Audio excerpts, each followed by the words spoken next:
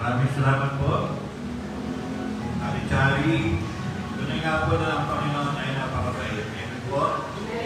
So, hindi ko natin naramdaman, pero kung nakaraang linggo, pero ang nagsasabi sa atin, pangalan niya si Wilma.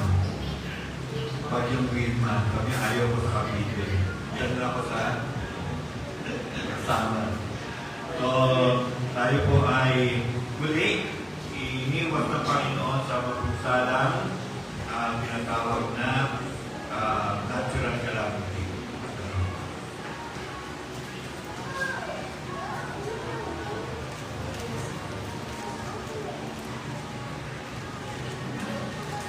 So, another thing, isa pa nga nais kong bigyan ng pansin, sa susunod pong linggo ay hindi ko na i-announce.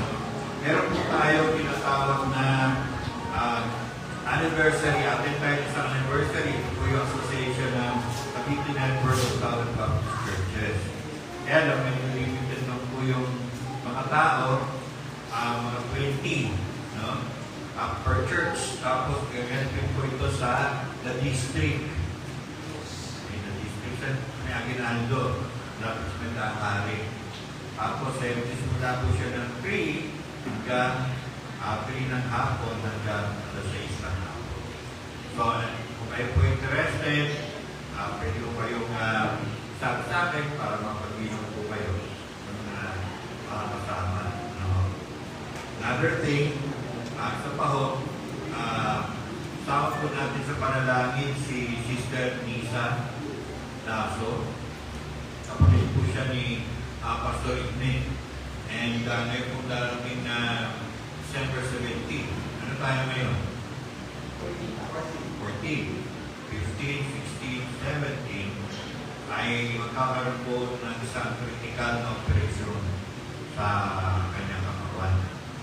So, pag-pray natin na maging magkalumpay po yung operation at siguro tatanong ninyo, ano po ang operation ng pastor?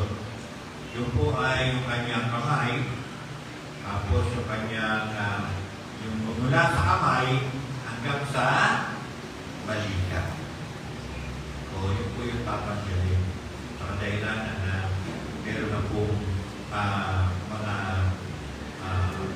cancer cells sa so, pag-pray po natin magkatagong kayo at makarecover po siya at makasama po natin siya sa darating na bagong taon. Okay? At patuloy po natin ding panalangin si Elder Renny. Siya po naman ay malakas. Kaya dala na nga ako ng kanyang pagtanda, kailangan po na laging natutupang po siya na asikaso.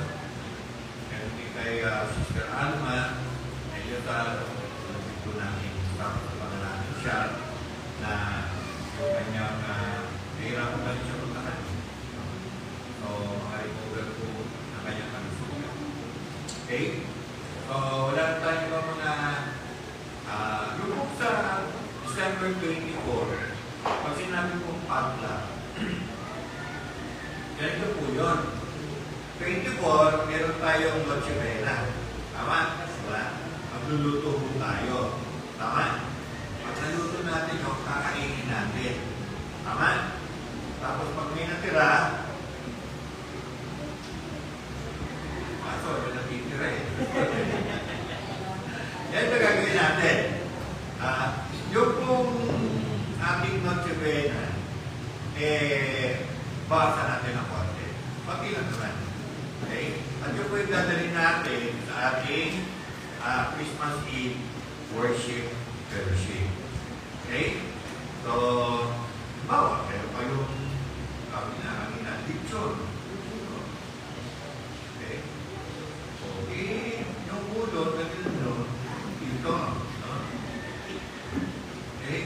Kung meron na, sabi yun ang akin niya, yung ulo, o di o, kita naman. Sabi, hindi, akin po yan. O sige, bigay nyo na lahat. Pero laki ng pagtod. Tapos, yun po yung kung ano po yung kung ano po yung magdala nating pagkain, yun po yung ating pagsasalubong sa lupa. Okay? So, sana magandang okasyon po yan na ating pong abangan at naluhan. Tapos, sa January 1 naman, ayun po ating New Year's Day fellowship. Okay. So, pinapaalalahanan ko po kayo ha. Pakitaas na yung mga kamay ninyo. Ilan ang daliri nyo. So, baka sa January 1, kulang-kulang na yan. Dahil sa mga paputong na itong ilang kabalahan. Okay. So, may pakumba na mga announcement. Okay. Sa 25 po, wala tayong activity. Kasi nakaugalian natin na yung mga bata namamasyal at mamaskol. No? Kaya, wala ko tayo Christmas Day event. Pero, Christmas Eve, doon po tayo mag-ibon-ibon. Okay? Tapos, yung po sa Luzon Convention, bali mga youth leaders po yun. Bali, dalawa-dalawa sa kada ministry area. So, dito po sa atin, pili po tayo ng dalawa. Okay? Sa Victoria, dalawa. Sa Fatima, dalawa. Sa Sitio Malabon, dalawa. Okay? So, yung pala, papasalamat ako kay Brother Jairo na siya po yung nag-drum sa atin. Okay? So, nag-refer siya sa akin yung simbal. Okay. Ano ba yung simbal dyan? Ito, nag-iisa. Tanggalin mo na lang siya, tapos canvas ka. Para wala naman. Baka mali yung makambas ko. So, ano na natin yan? Tapos sabihin mo kung magkano, tapos punuhan mo muna. Joke lang.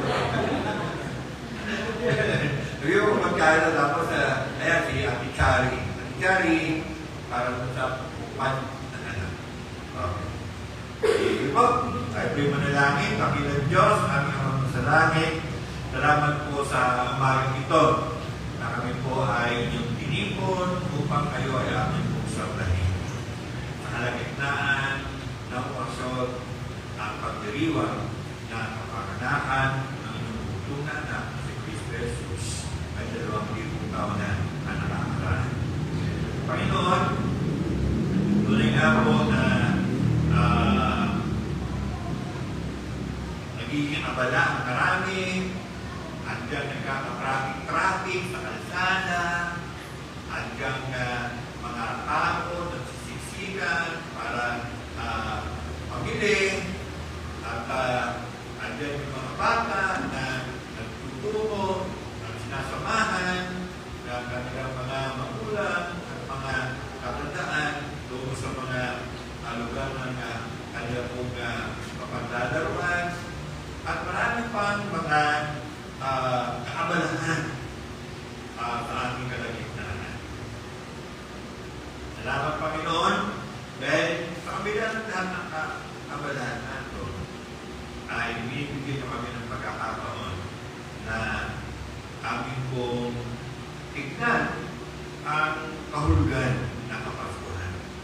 At ngayon pong araw ito, sa ikalawang bahagi ng ating pong serye ng mensaheng tinatalakay mula sa inyong salita. Pag-usap ka po sa aming Panginoon. Pag-usap ka sa puso ng bawat isa. Buwan sa langit, sa pangalan na Jesus, natin ang sabi na Amen. Okay? So, ngayon po bago ito, ang mensahe, kung nakarang linggo, ano po yung topic natin? Ano ba ang Christmas? Christmas is about the love of God. Okay.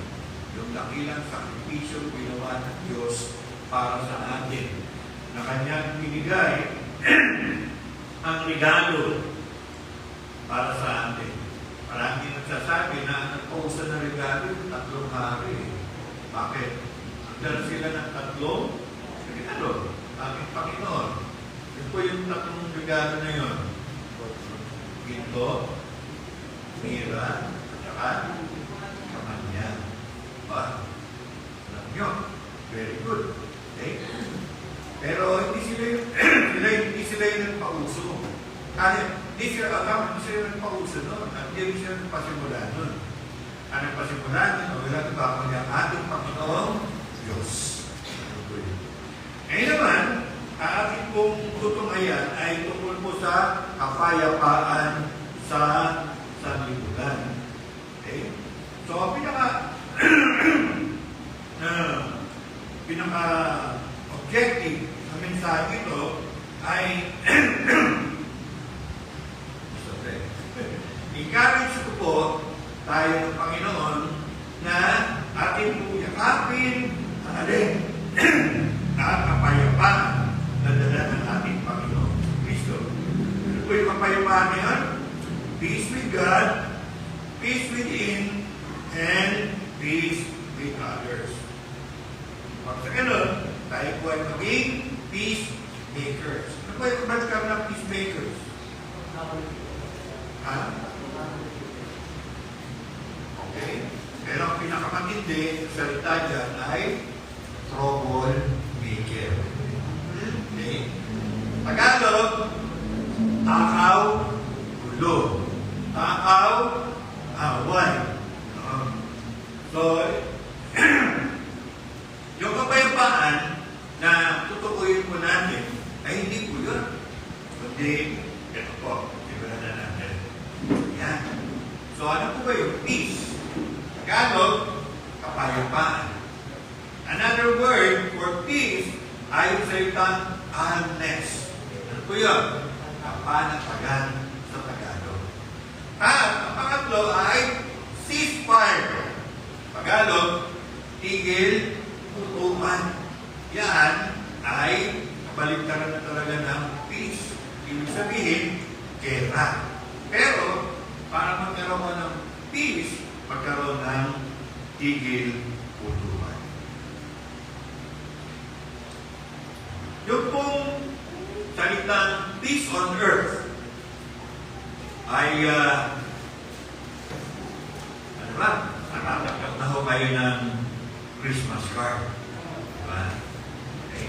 Sino sa inyo nakatanggap na ng Christmas card? Meron po talagang peace on earth.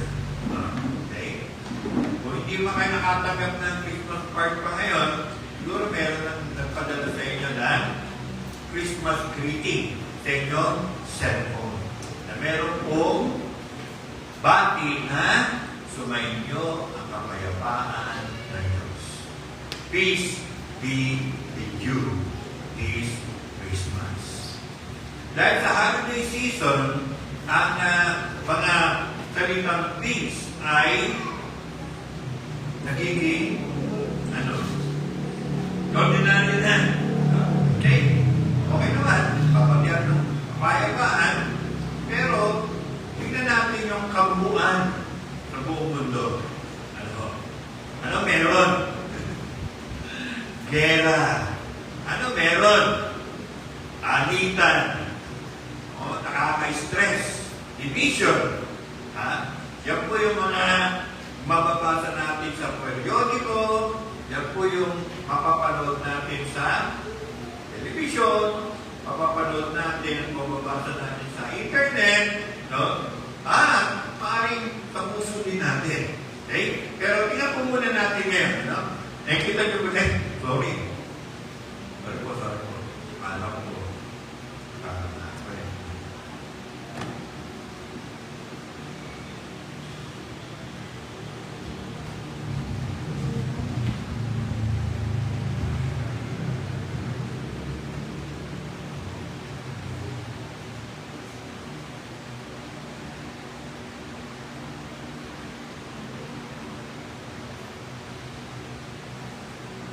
Alam niyo po ba na sa kasalukuyan, meron po nagaganap na gera.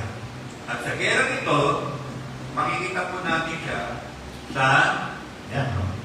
Sa yung talagang headline, no? Gera na Russia laban sa Ukraine. So, ilang taon na inabot yung gera na ito? 3 taon. Okay? So, yan po, makikita ninyo na may mga dilaw na kulay at yung po ay ang mga bansa na mayroong kasalukuyan na gaganap na digmaan. Digmaan. At yung mga kulay green, yan po yung mga nagpapasimula pa lang. So, 16 countries sa buong mundo ang mayroong gera.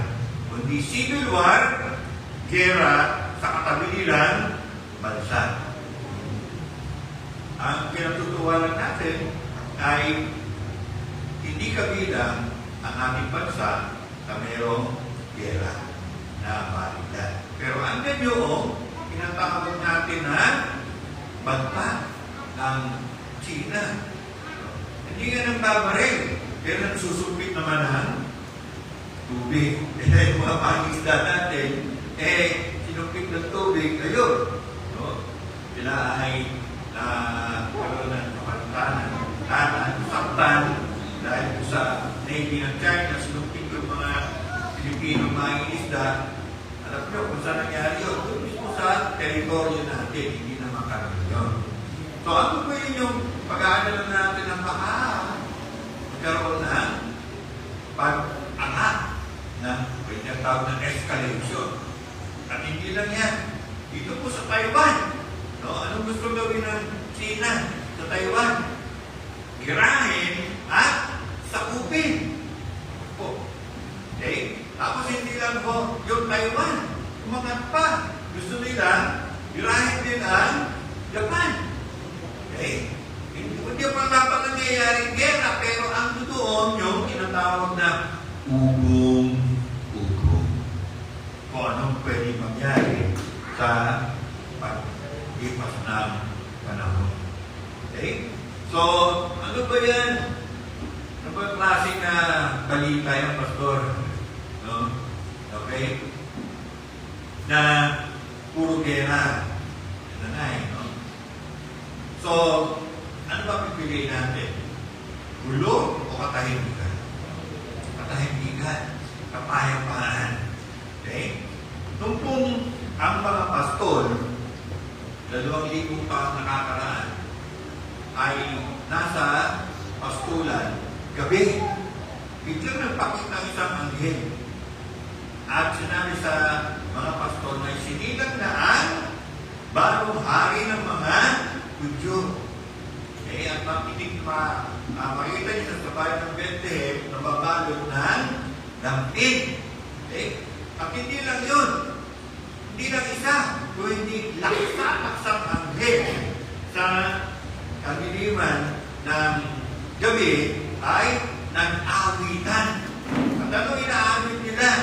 Ito'y patungkol sa kapayapaan na iyahatid ng prinsipe ng kapayapaan. So, hindi naman po pansamantala yung inanunsyo ng mga anghel.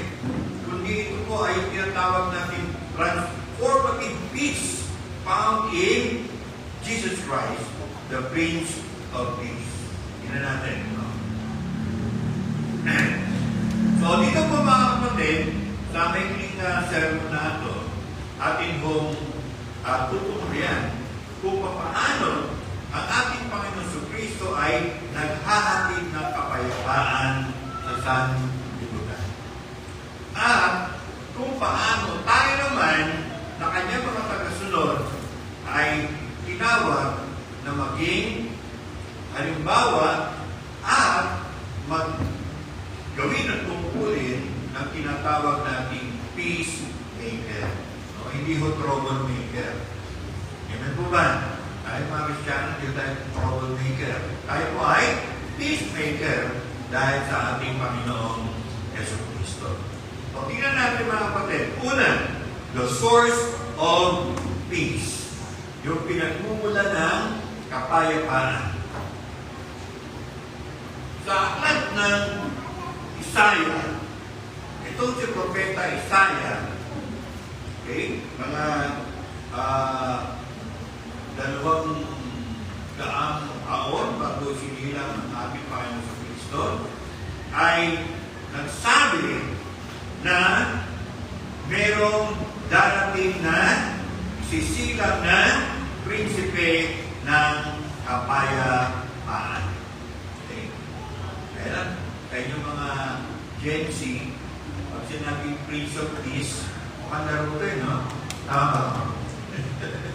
Mukhang absent to sa smartphone na mayroong Prince of Peace o Prince of Persia o Prince of kung ano to. Okay? So, Prince of Peace, his title reflects his divine mission. Yung banal niyang tungkulin na gagawin at ano po yun? Magdala ng harmony sa pagitan ng Diyos at ng sa katauhan. So, yun po yung purpose kung bakit merong po inihula si Isaiah na prinsipe na kapayapaan upang ang namamagitan na distansya at mga kung ano pa sa pagitan ng Diyos at sa katauhan ay magkaroon ng tawag natin reconciliation. Okay? Dito po sa Isaiah 9, chapter 9, verse 6, sinabi po na sapagkat ipanganganak ang isang sanggol na lalaki at siya ang mamamahala sa atin. Siya ang kahangahangang tagapayo, ang makapangyarihang Diyos, walang hanggang Ama, ang prinsipe ng kapayapaan. So, itong sisilang nato, ayon kay Isaiah, ay meron pong tinatawag na 3 titulo. Ano po yung 3 titulo na yun? Una, ang kahangahangang tagapayo. Hindi lamang po yan. Sa pamamagitan po, itong sisilang nato ay makakaranas ang mga tao ng isang way ng putahan at tingnan nila ng payo. At ang payo nito ay kamangha-mangha kahangahangan. Pangalawa, ang makapangyarihang Diyos. Hindi lang pala ito isang tao na isang sanggol na lalaki kung hindi siya rin ang makapangyarihang Diyos. Ang Diyos na nagkatawan na Ewan po ba? Okay? Walang hanggang Ama. So, dito makita natin ito isang titulo na nagpapahiwatig na tinatawag na tungkulin itong isisilang na sanggol na lalaki. Siya ang magsisilbing Ama sa mga Hudyo na darating na panahon. Ang ikilalaning tinatawag na leader. Pero ang pinaka-importante sa lahat, ang prinsipe ng kapayapaan. Bakit? Kapagkat hindi naman magulo ang mundo, kundi ang gulo-gulo ng mundo. Kaya kailangan natin ng mag-aayos, kailangan natin ang magbibigay ng kapayapaan sa atin. Sabi nga po, peace is not just the absence of conflict. Sabihin, hindi lang po ibig sabihin na kapayapaan ay walang away. Kapayapaan ay walang bagitan. Kapayapaan ay wala na lusuban. No? Walang away, walang gera, walang hikmaan. Okay? Kundi, ang ibig sabihin po ng peace ay the presence of wholeness. Ibig sabihin, yung kabaligtaran po ng wholeness is brokenness. Pag sinabi po broken, no? Nasa narinig natin ito, kung ito ay ginagamit ng mga Gen Z, no? Okay? Bro, kain man tayo doon, no? Masarap na kainan doon. Ano sagot ni kaibigan, ni friend? Friend, tension na. Broke ako ngayon. Pag sinabing broke, walang lato. Walang pera. Okay? E pag sinabing brokenness, ibig sabihin nun, kasalatan, watak-watak, no? Pagka yung tinatawag na walang kaayusan. Pero pag sinabi yung peace, ay merong kaayusan, merong kasaganahan. Okay? Then another word is peace is also reconciliation. Okay? Ngayon kung Pasko, maganda na yung mga magpapamilya na di magkasundo ay kasundo na. So, magkakaroon na ng peace sa kanilang mga bahay. And also, restored relationship. Ibig sabihin po nito, meron po mga tinatawag na relasyon.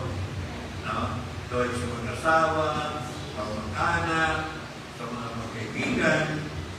Pagka nagkasundo na ulit sila, ang tawag ay peace. Okay? Kapayapaan. Makikita niyo po ba dyan yung mama niya? Siguro, iba sa inyo, hindi niyo nakikilala yan. Yan po ay si Nelson Mandela. Siya po ay taga South Africa. Kadalasan mo kasi pag sinabi natin Africa, mainit, disyerto. Okay? Pero ang South Africa po ay nasa baba ng kontinente ng Africa kung saan maganda-ganda ang klima. Merong 4 na seasons. Okay? So, ito po si Nelson Mandela ay isa pong pinatawag na aktivista noong siya ay nasa kanyang kabataan. Yung kasing Africa, South Africa noon ay isang bansa na maraming mga itim, pero ang nag-ahari, ang nanunungkulan, ang namumuna ay yung mga puti. Ako tawagin ay Afrikaners. Okay? Yung mga itim, madami sila. Pero namumuhay sa kahirapan. Di naman po mga Afrikaners, yung mga puti ay munti, pero sila yung may hawak ng gobyerno, sila ho yung, sabi nga, ay nag-o-oppress doon sa mga katutubong mga Afrikano. At noong panahon ni Mandela, siya po ay namuna sa tinatawag na protesta sa kung tawagin ay polisiya noon ng apartheid. Okay? Na ang mangunguna, ang magpapatakbo ng gobyerno ay walang iba kundi ang mga itim. Yung mga itim ay Che Guevara. Okay? So, yun yung niya, yun yung pinagkalaman niya. No? At nakulong po siya dahil doon. Ilang taon siya sa loob ng kulungan? 27 taon. Halos kalahati ng kanyang buhay, dilubog niya sa kulungan. Okay? Siya ho ang kauna-unahang black president ng South Africa. At walang tigil siya na nagsulong na itigil na ang apartheid through reconciliation and negotiations. Sabi po, nung siya ay binigyan na ng daya, dahil nagkaroon na ng mga pagbabago, namulan na ang mata ng mga puti, no, sa kanyang maling ginagawa, pinagbigyan nila, kinalaya nila si Mandela. Kaya alam ninyo, si Mandela, nung lumabas po siya, hindi niya na pinagpatuloy yung pinatawag na pag-aaklas laban sa kanya. Kundi ang ginawa niya ay ang sinunod niya yung pong reconciliation. Okay? So, paano niya ginawa yun? Simple lang. Okay? Siya po ay pumunta sa mga puti. At sinabi niya, wala akong masamang loob sa inyo. Ako'y naririto para tayo po ay magkasundo-sundo. Okay? Tapos, nung panahon na nagkaroon ng host yung South Africa ng World Cup Rugby competition. Okay? Ang ginawa niya, yung damit na suot niya, yun yung pinakakulay ng kanilang bandera, ng kanilang bataman. Which is, hindi yun pwede. Quote and quote. Bakit? Kasi itim siya. Kung puti, okay lang. Parang gano'n. Okay? So in short, ito po si Mandela, sinulong niya, ay ang kapayapaan. Na-elect po siya presidente, at nung na-elect siya presidente, ang sinulong niya ay reconciliation and negotiation.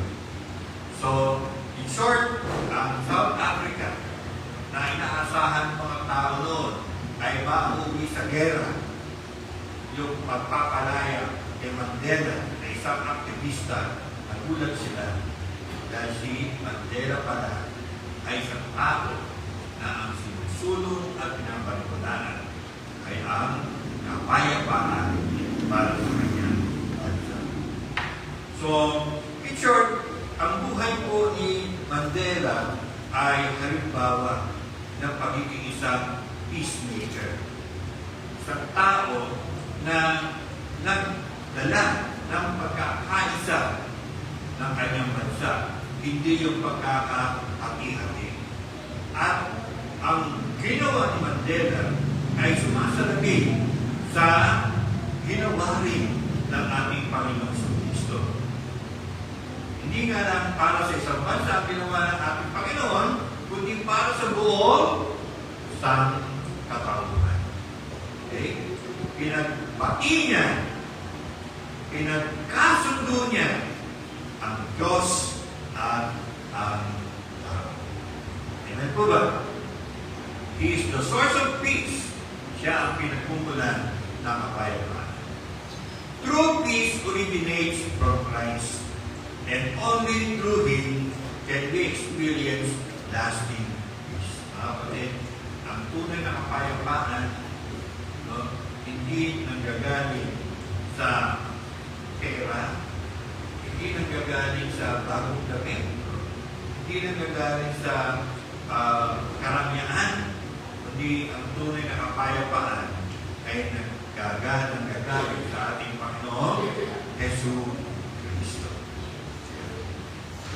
Next, the gift of reconciliation. Kanina, source of peace, now the gift of reconciliation. Through Jesus' sacrifice, we are justified by faith and reconciled to God. This is the foundation of peace with God and within ourselves. Okay? Now, muna natin mag-usapan yung buong mundo. Usapan muna natin yung ating sarili. Okay? Meron pa tayong galing sa Diyos. Meron pa tayong pinatakip sa Kanya. Meron pa tayong issue sa Diyos na nagbibiyaya sa atin, nagpapala sa atin. So, kung meron tayong mga ganon, mukhang hindi tayo at peace with God. Yan po ba? Okay? So, yun po yung ating tingnan ngayong oras na ito. So Romans chapter 5 verse 1, sabi ko ay, yaman na kawalang sala na tayo dahil sa pananalig sa ating Panginoon Kristo. Okay? Yung kung salitang napawalang sala dito, ang ibig sabihin po niyan ay justified. Yung po yung ibig sabihin, justified. Napawalang sala na tayo. Okay? Dahil sa ating Panginoon sa Kristo. Ngayon, dahil doon, sabi po rito, nakusod Pablo sa mga taga-Roma sa atin ngayon, pamamagitan niya ay mayroon na tayong kapanatagan sa harapan ng Diyos. So personally, tayo po na naniwala kay Yesu Kristo bilang ating Panginoon at tagapagligtas, hindi lang po tayo napawalang sala sa ating mga kalukuhan, kasamaan, katarantaduhan, etc. Kundi, ito pa yung maganda. Sabi niya, mayroon na tayong kapanatagan sa harapan ng Diyos. Kaya sabihin po ng mga kapatid, ano yun? Ha? Kung noon, tayo makasalanan, parang hindi tayo makaharap sa Diyos. Tama? Hindi tayo makalapit sa Kanya. Hindi tayo punta sa Kanya. Bakit? Guilty.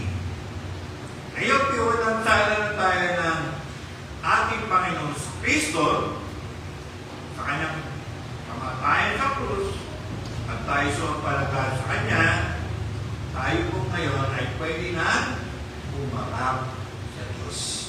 Ewan po ba?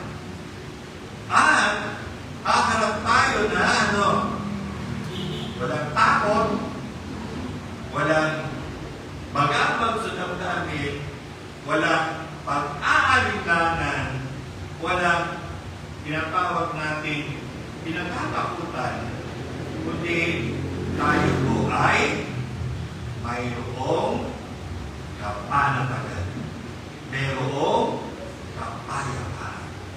Ewan po ba? So, kung ganun, pastor, bakit hindi yun ang nararamdaman ko? Baka hindi ka pa nakikipag-reconcile sa ating Panginoon Yesu Kristo. Ewan po ba? Okay?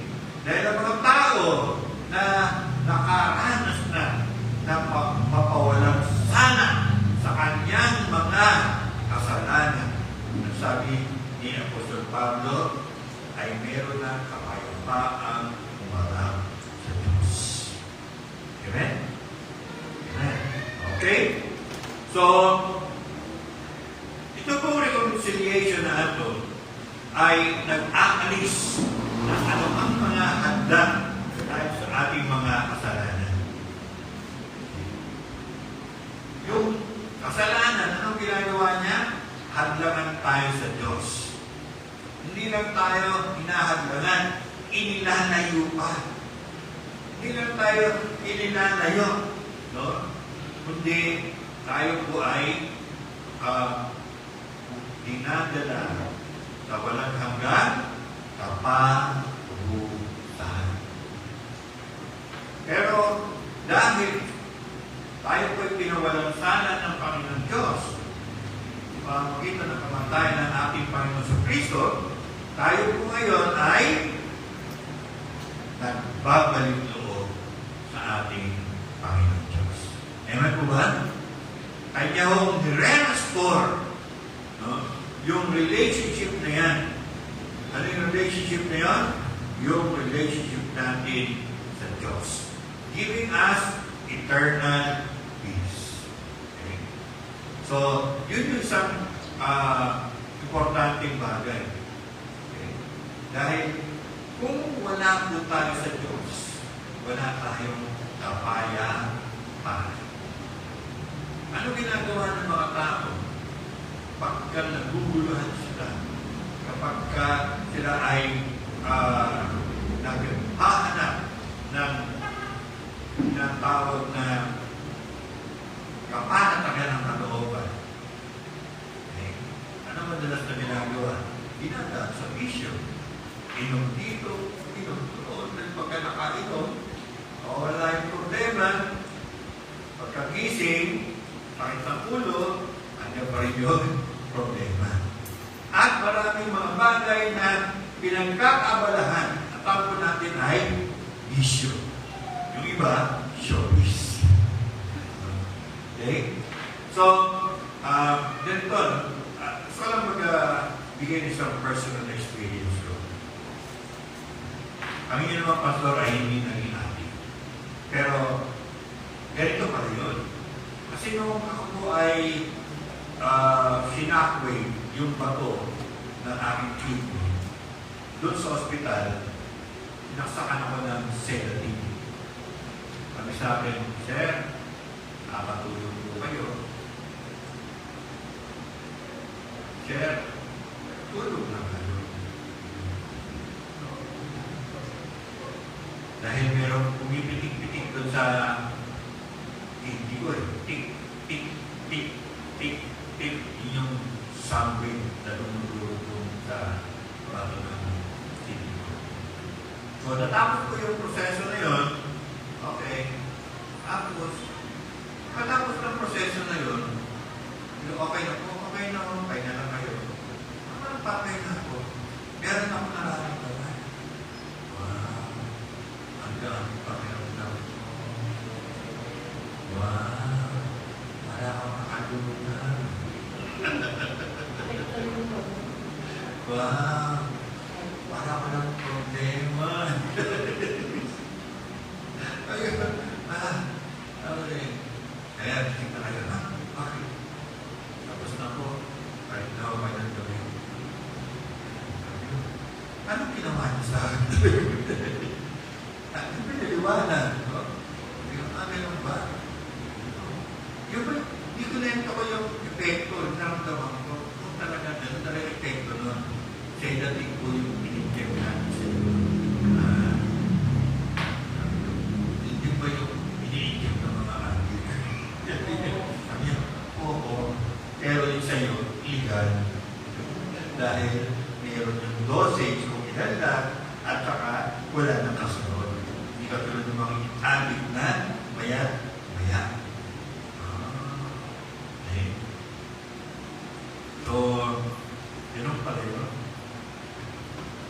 Parang kapayapaan, pakiramdam, pero pansamantala. Okay. At ang nakakatakot doon, parang hinahanap mo katawan mo. Hinahanap mo katawan. Pero sinabi ko, Lord, i-pigilin mo sarili. Share ko lang sa inyo doon. Dahil maaaring yung naramdaman ko yun, yung nararamdaman ng mga adik, na pansamantala lang yung kapayapaan na kanila nararanasan.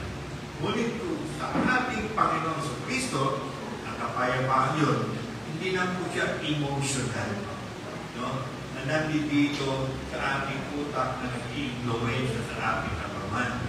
Kundi siya po ay nasa ating mga puso na sa gitna ng mga kaguluhan, tayo po'y binibigyan niya ng kapanapangan.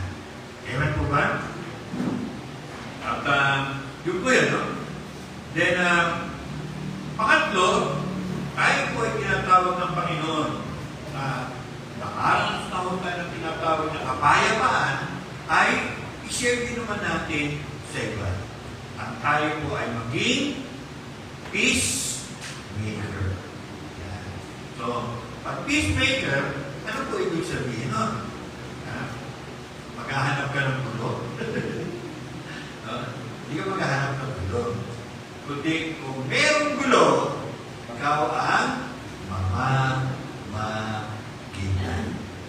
Sasabihin mo sa kanila, cool muna kayo.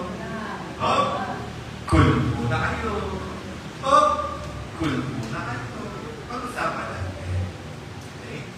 At kaya natin nagagawa yun, hindi dahil sa tungkulin natin siya, kundi dahil sa tayo po ay maging peacemaker.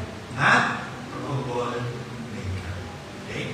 As followers of Christ, we are called to be peacemakers, to reflect His peace in our relationship and to bring healing where there is strife. Kapag may gulo, anong gagawin? Pagkasunduin. Okay? Simula tayo sa ating tahanan. Pagka mayroong mga alitan yung mga anak natin, anong gagawin natin? Kakampihan natin yung isa. Hindi ko tayo kakampi. Kundi tayo po ay magsusulong ng pagkakasundo. Okay? Pag tayo ng mga anak, nakikita natin ng magulang natin na mayroong problema. Kakampi tayo sa isa? Hindi. Mamamagitan tayo, sasabihin natin,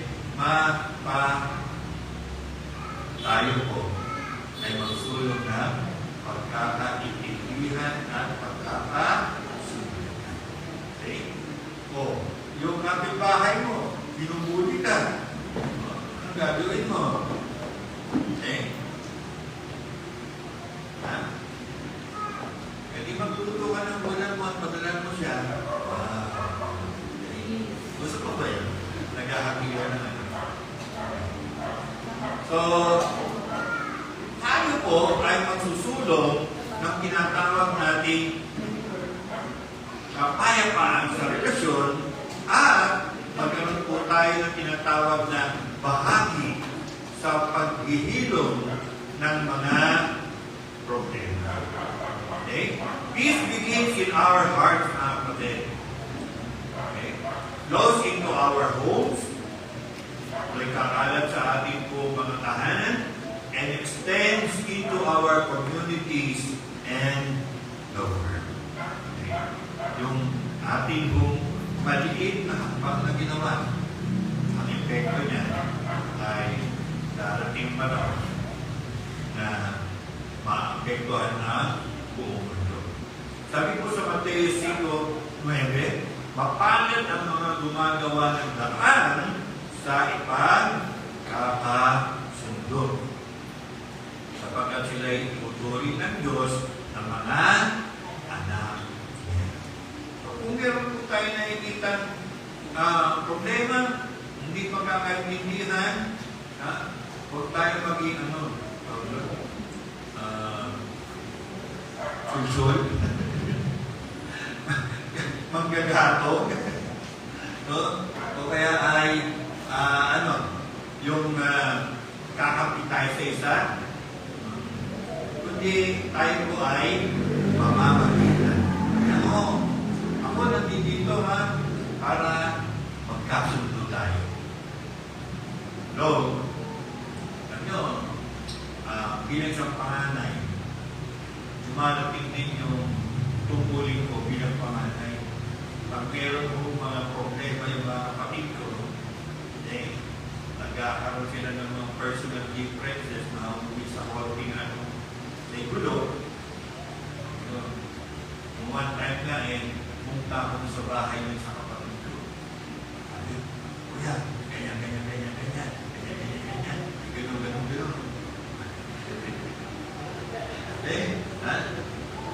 Okay. Punta sa kabila. Doon ba nagkanin? Ako bilang panganay, yung mundo doon, kabilang ako. Pati yung mundo rito, kabilang ako. Okay? So, pinakinggan ko yung mga panig nila. At, ginawa ko. Yung sinabi niya, hindi ka na pinarating sa kabila. Yung sinabi dito, hindi ka na rin pinarating sa kabila. Okay? Akin na lang lahat yun. Yun ang problema ng mga peacemaker. No? Okay? Ikaw ang magdadala ng basura nila. Diba? Okay? Yung problema nila, sa'yo mabubusa. Pero, ang maganda doon, hindi na lumaki yung gulo. Hindi na nagkaroon pa ng mga uncovered. Hindi nagkaroon sila ng tinatawag na ayan siguro na. naayos tayo niya.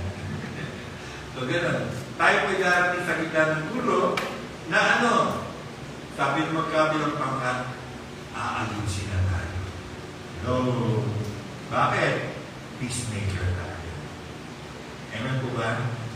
So, tayo, yun tayo, yun yung sitwasyon natin. So, pero, ang sabi ng Panginoon, mapalad ang mga gumagawa ng daan sa ipagkakasunod. Kapag sila ituturing ng Diyos ng mga anak. Okay?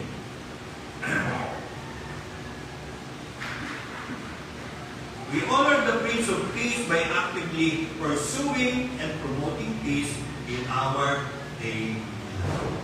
Pagka meron tayo nakikitang konting problema, isipin natin, Lord, how can we peacemaker sa gitna ng mga problema? Okay? So, sabi nga nila, kung tayong consultant ka, anong consultant, Pastor? Consultant. Okay. So, conclusion, the angel's proclamation of peace on earth was not a wish, but a declaration of what Jesus came with. Mga anghel, sabi nila, ay pinanganak na ang prinsipe ng kapayapaan at maghahatid ng kapayapaan sa mundo. Hindi po yun wish list, kundi yun ay deklarasyon na mangyayari ang pagkakaroon ng kapayapaan sa pamamagitan ni Jesu Cristo. Okay? Sa totoo lang, pagka nilapat po natin ito, yung po United Nations, alam po yun, yung samahan ng mga iba't ibang bansa sa buong mundo, okay? Magiging successful kung magkakasundo-sundo ang mga bansa? Hindi po. Magiging successful sila kung magkakasundo sila at kilalanin si Jesus na prinsipe ng kapayapaan. Amen po?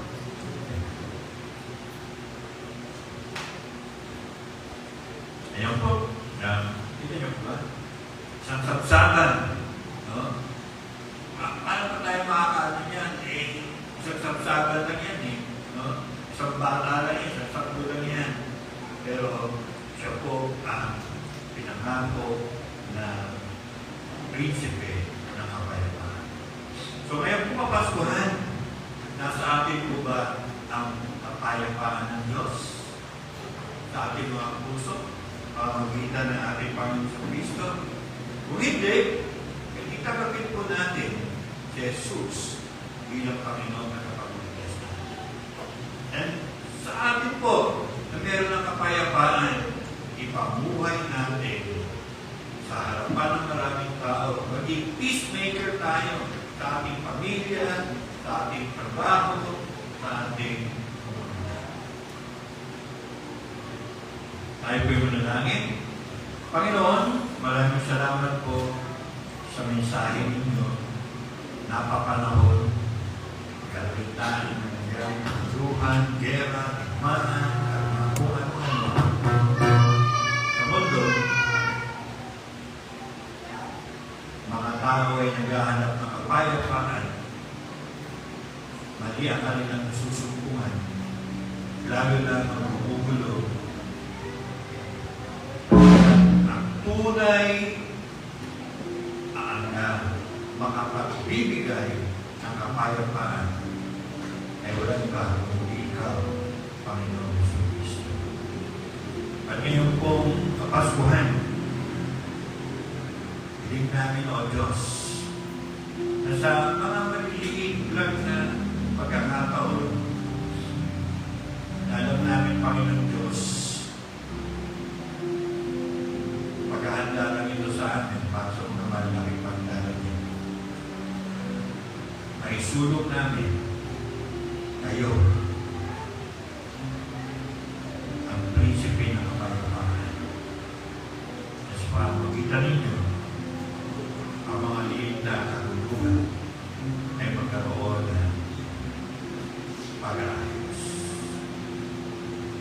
magkaroon Panginoon ng reconciliation, pagkakasundo. Kaya naman Panginoon, ngayon po Pasko, sino ba naman kami? Isang sinigang tao. Pero, meron naman pinakapayapaan sa aming mga puso. May pabuhay po namin ito, may pakita po namin. At sa pagmakita ng kapayapaan, nakikita nila, magka-interest din sila. At may pakilala namin kayo sa kanila bilang Panginoon at Panginoon.